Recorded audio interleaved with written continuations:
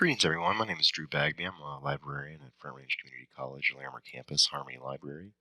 Today, I'd like to show you how to access and use CINAHL Plus with full text, a very powerful nursing database. This is the Harmony Library Larimer Campus website. You can access this website by going to frontrange.edu and finding the links to the libraries and clicking on Larimer Campus, and you will also find the other home pages for Westminster and Boulder campus, as well as online student access. You can also find this site by clicking on the Front Range symbol on the home page of pooterlibraries.org. To find the databases within the Front Range Community College library system, you can scroll down this page and you'll see a link that says Articles and Databases under the heading Research. Let's click on that. There's a lot of information here about what databases are, how to log into databases, etc. But for our purposes today, we are looking for medicine and nursing databases. Click on that link. It'll take you to this page, and you will see a link to CINAHL Plus with full text right here. Once you click on that, you'll be asked to log in using your S number and password. If you are a student, you will be accessing it via Colorado Community College's login. If you have it saved like I do, you can just click Sign In.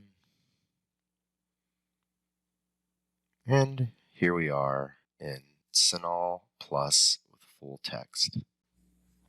Most research databases start with the basic search screen. There's nothing wrong with doing a basic search, and actually the longer you use databases, the more likely you might be to just start typing your search string out. But I like to start with the advanced search screen to show you how to set up your search and also a few tricks that might help you whittle down your results. So if we click on the advanced search screen, you'll be taken to this screen with multiple keyword search areas. You can type in whatever you'd like. You can also add lines to the search string if you'd like. That's up to you. You don't have to do that. And it can also make your search extremely concise to the point where you don't get any returns if you add too many fields. So use this however you'd like, but this is how you add, and if you need to subtract, you just click on the subtract button. Down here, you'll see multiple different ways to limit your search before you hit search. One thing that I would suggest doing is limiting your results to full text only. And then a lot of times, particularly with the nursing department, they want you to search for articles from a certain date or with a date range that's usually like 3 to 5 years or something. So you can also set up your date ranges here prior to actually searching. Also, if you need a type of article or it needs to be evidence-based, for example, you can click on that button there. So I'm going to go ahead and set this up. Let's do start month. Start year would be 2017. And then let's go ahead and just take it a little farther than 5. Let's do 6. We can also search for specific publications, but I'll show you how to do that in just a little bit. And there's just all of these various things that you can set up your search. There are all of these different fields that you can set up to make your search as custom as you'd like. But for now, we're just going to stay with the date ranges that we've set. So 2017 to 2023. And I'm looking for only evidence-based research materials. Now let's come up with some terms to type into our search fields to demonstrate how the database works. So after we've got our date ranges set already and we're looking for evidence-based materials, I'm going to type in the very generic term headaches. I'm a migraine sufferer, so it's constantly on my mind, no pun intended. But I'd like to show you how the drop-down menu right here with the and, or not terms, these are called operators. And these terms help the database understand how you would like your search terms to relate in the returns that you get. So for example, if I was going to type in the term headaches, obviously there are more specific terms to describe certain types of headaches. So if I want to find as many articles as I can that has the term headaches and say migraines, I would use the or operator.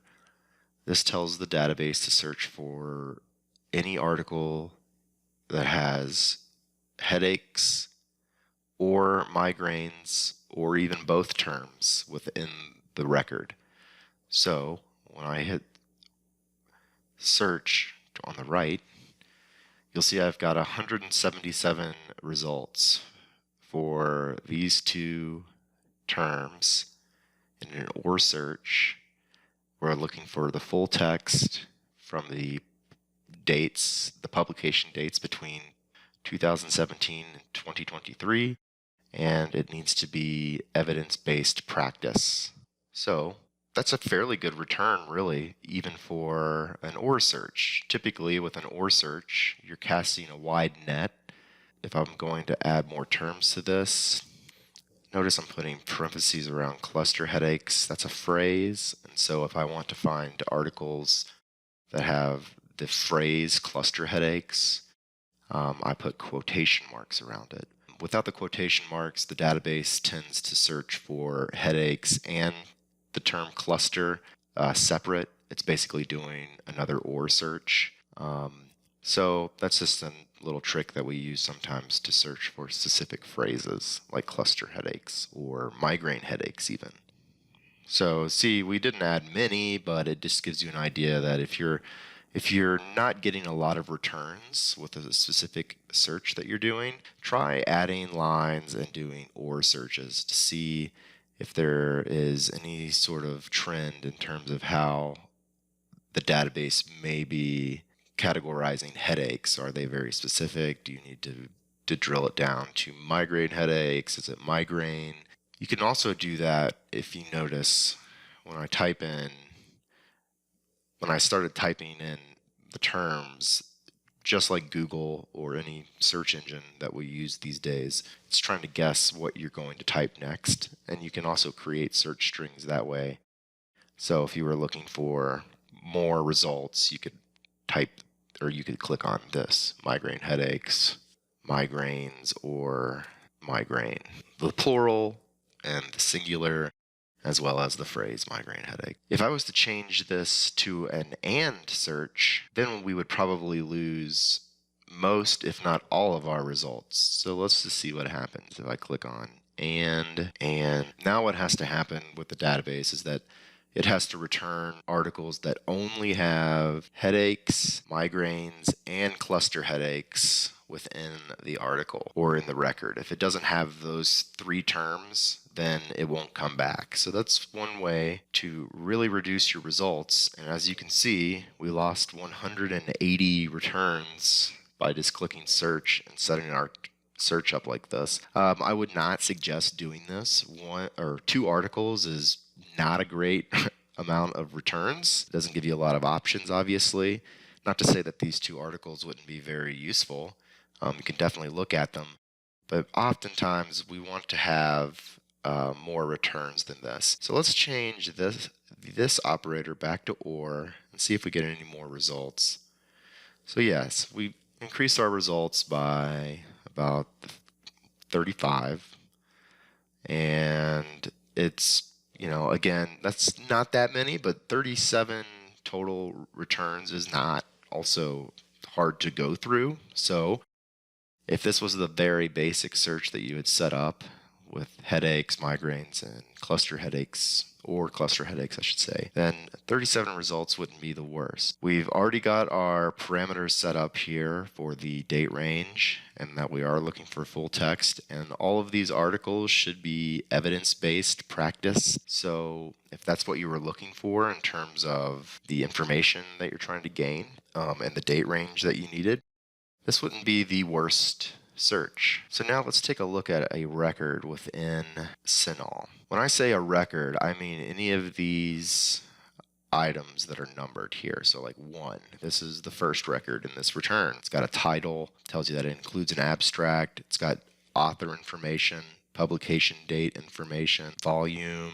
page number within the journal itself, and the number of pages, which becomes kind of important at a certain point in research. This one actually even provides an aim, or what the research was for. But also you can see that this is just a preview. If we click on this record, go into it, we'll see some of the information that we've already seen. We've got a title here. We've got authors. Notice that these authors are linked. This is useful if you're trying to find research on similar topics. Lots of professional researchers will often have a fairly narrow focus on what their research is about. So there's a chance that you could click on one of these authors' names, and if they appear in any other, or if they're authors of any other articles within the CINAHL Plus database, then you can find other materials.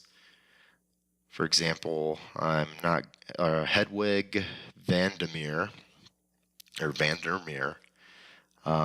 is only mentioned as an author in 2 articles on the CINAHL website, or that are available on the CINAHL website, and you can see that they both have mention of headaches or headache in the title. So again, if this was the topic you were looking for, not to say that these articles would be exactly what you're needing, but it could be another avenue of finding similar research. So that's one reason that I always suggest taking a look at those author names. If they're linked, maybe click on 1 or 2 just to see if they have any more research, particularly if you're having trouble finding articles to use in your own research. Next, we've got the affiliation. Looks like this is a group of Dutch nurses or scientists talking about the diagnostic accuracy of headache measurement instruments. Then we come down, we have the source, or the journal, academic journal that this information is published in. And here we have, again, publication date information, volume, and page number that it appears that this article appears on, and then the total number of pages. This is a 20-page article. This is the publication type, journal article, meta-analysis research, systematic review, tables, charts, etc. But one thing that I find the most important about records, be it in CINAHL or really any academic database, are the subject terms. Now, in medical databases, you'll probably see major subject terms and minor subject terms. Regardless, anytime you see subject terms, it could be a really useful way of searching the database for more information. Again, if you're having trouble finding articles on your topic, then take a look at the subject headings.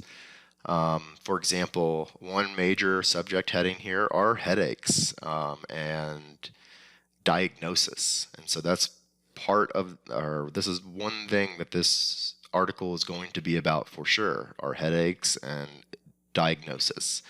It's very vague in description, but also notice that these are linked to. So if I click on headache, it's going to have this, it's going to take us back to this advanced search screen where it has this little code for major subject term, and that term is headache. This is a great way to build a search as well, because now I can type in, again, any other term or keyword or subject term that I would like to find out if they relate in any way. So let's do headache and treatment. And here we have a wide search result, so 2,779. That's a lot of articles. I would never suggest going through those. But notice over here on the left that our limiters have disappeared. So now we can reset those. Limit to full text only. We lost a lot of articles with that, over 2,500. So we're down to 387. It's still a lot. But again, our parameters reset, so we can go ahead and slide this bar over. And that's going to update our results even more. So now we have the full text and the publication date range.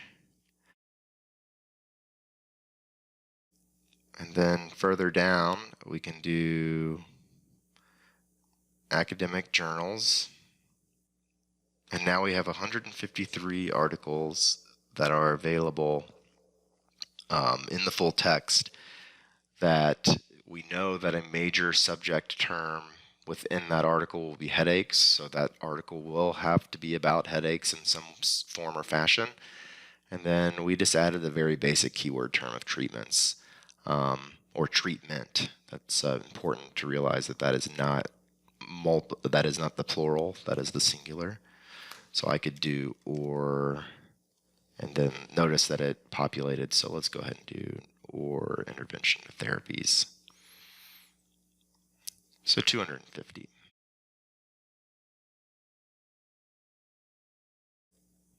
But that's just one way to build a search. Again, I'm a big fan of subject searching. It's kind of like letting the database do the work for you. Let's go back to this article we were looking at. Minor subject terms, again, you can use those as well. They're linked, and you can follow any of those terms down the rabbit hole and probably find great research articles if they relate back to your topic. The last thing I'll say about the record here is the abstract, or the summary of what the article is. This article does provide an aim, tells you right away what they were trying to do with this research. Notice that the terms that you typed in up top, migraine or headaches, migraines, or cluster headaches, if they appear in this article or in this abstract, they'll be bolded. So I would always advise you to read the abstract, particularly because this is an academic scientific research paper. Like I said before, it's 20 pages long, so you don't want to read 5 pages of a very dense academic research paper and waste your time and get to a point where you realize that this is not really useful at all, or where is the information that I really need. It's not to say that methodology and experiment explanations, things like that, aren't important, but oftentimes with research, we're really looking for what's the research about, or what are you trying to discover, and what are your conclusions from your research. Don't just dive into a 20-page medical research paper is my main advice. Read the abstract first. If you read that abstract, it sounds good, it sounds like it might be useful, I would suggest go ahead and click on this PDF full text link up in the left-hand corner. Then it'll take you directly to that article. As you can see, it's 21 pages, probably just with citation information. But you can scroll down. Here's that same abstract that you just read. And you can see here's the introduction. Another trick I would suggest doing, read the introduction, get a sense for what is going on with this research, and then I like to go down to a conclusion or discussion section after that and sort of skim through, like, for example, results. Here's a discussion. I like to read these parts of an article to get a sense of what they may have discovered with their research. And again, that's just going to give me an idea, is this article worth my time for my own research? Do I need to find something else? Or is there valuable information in here? Let's go back to our result list. Actually, let's go back into this article. And the last thing I want to show you with a record, say this is an article that you found useful and you want to save it, you want to keep it for later on in your research, cite it in your paper, etc. There are many ways to do that. Over here on the right hand side it says Tools. You can save your files in various ways.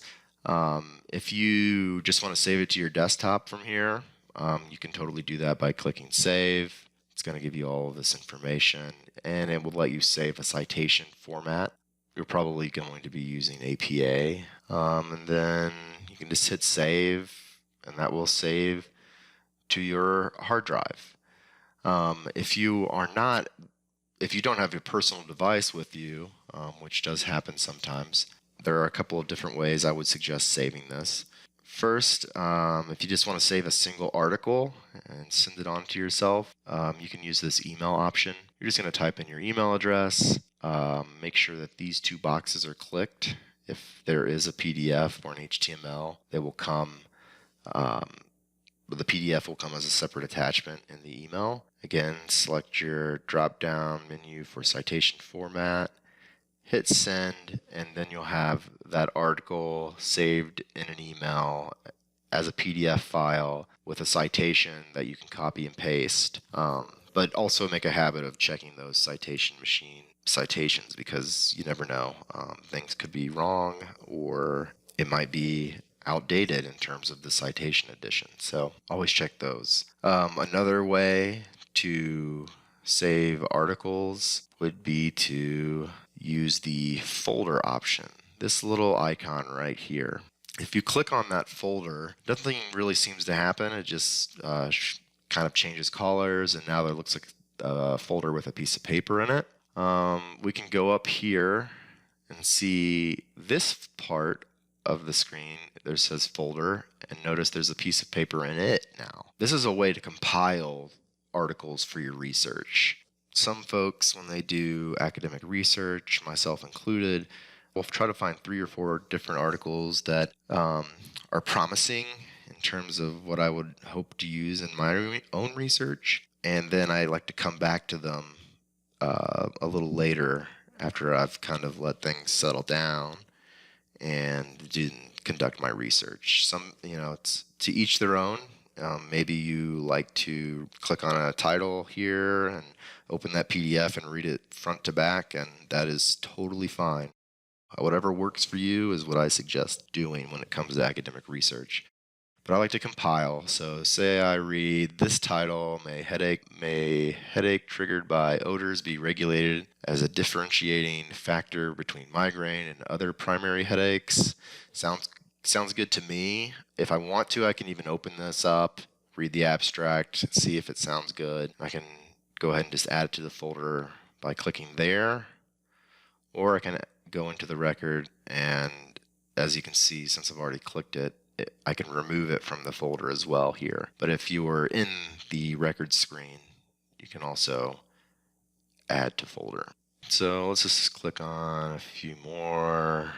So after I've found some articles and I go back up here to where this folder looks like it's populated with a piece of paper, click on that folder. Here are the articles that we just selected to take a look at a later time. And you can scroll down and see all of the same information that we just saw. And to save these articles, again, you can save as a file to your desktop or to your hard drive.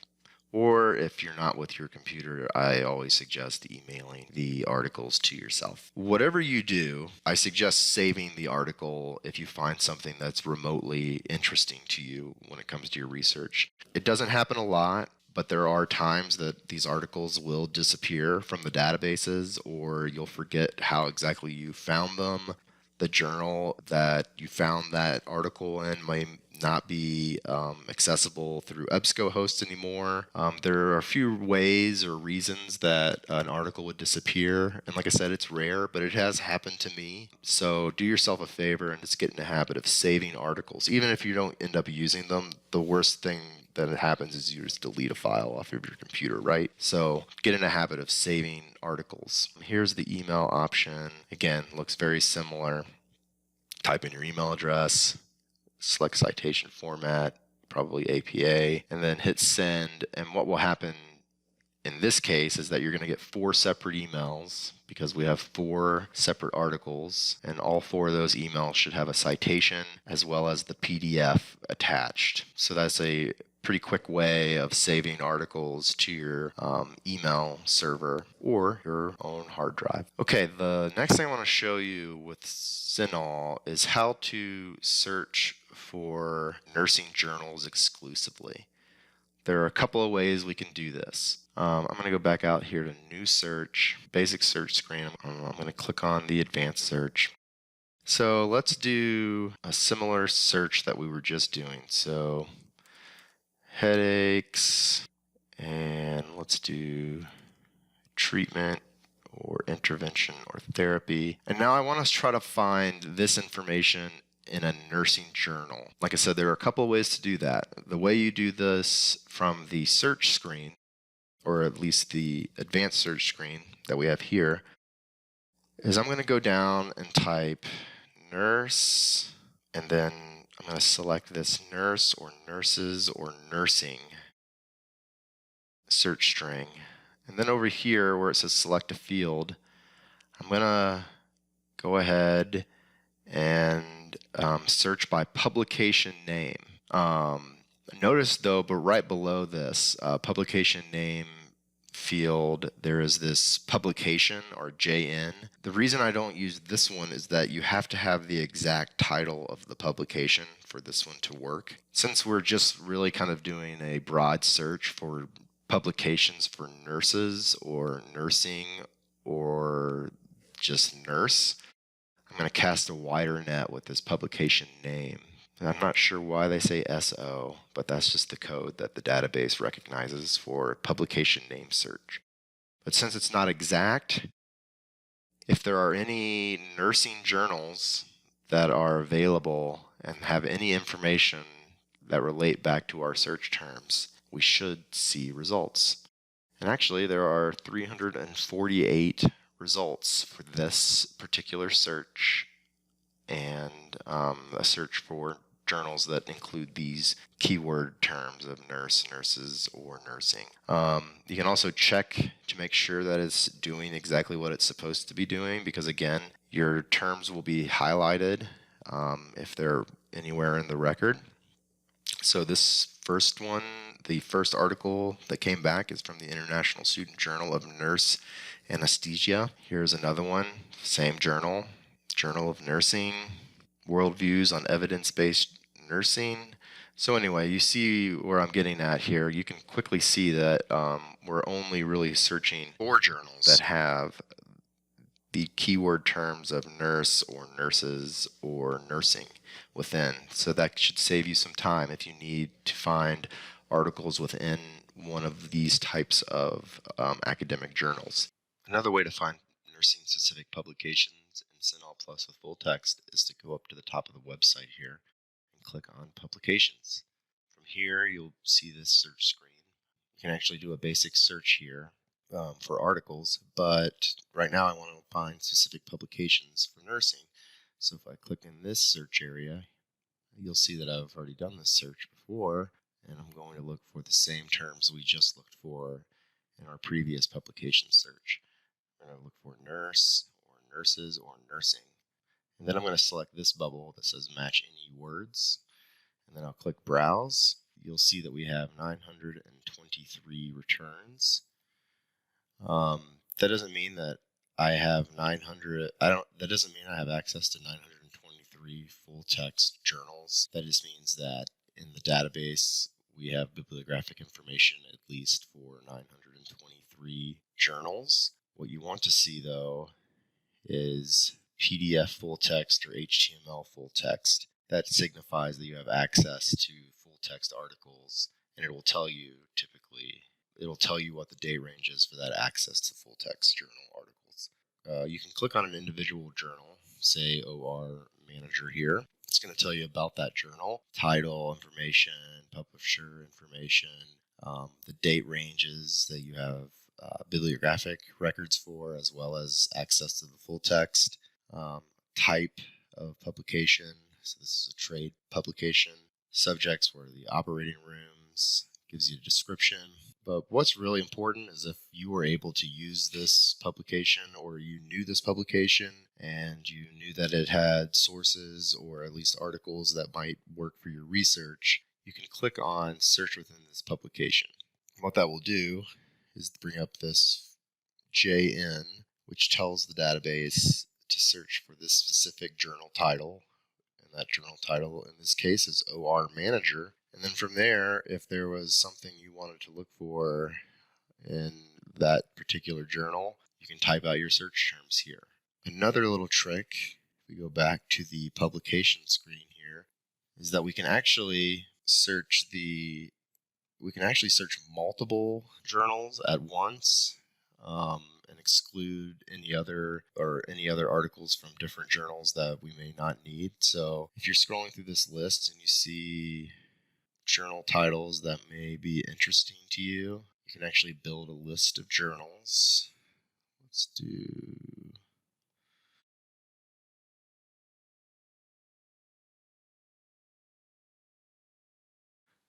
And so every journal that I have put a check mark by at this point will go into this search box up here once I hit add. So I'm going to hit add. Notice that it's populated this entire search with OR searches. So the journal OR Nursing, or the journal Perspective Spiritual Care in Nursing and Faith Community Nursing Practices, or Children's Nurses Italian Journal of Pediatric Nursing Science, etc. You see here. After that search string, we could type in any term that we'd like. So headaches, hit search, and in all of those journals now we are searching for this one term of headaches, and it looks like we've got over 17,000 results, almost 18,000 results. And this just demonstrates another way to find information in CINAHL Plus with full text. So this concludes the tutorial, and I just want to thank you for sticking around and listening to all of this. I just have to reiterate that there is no right or wrong way to search any database. Whatever works for you is what you should do. Good luck.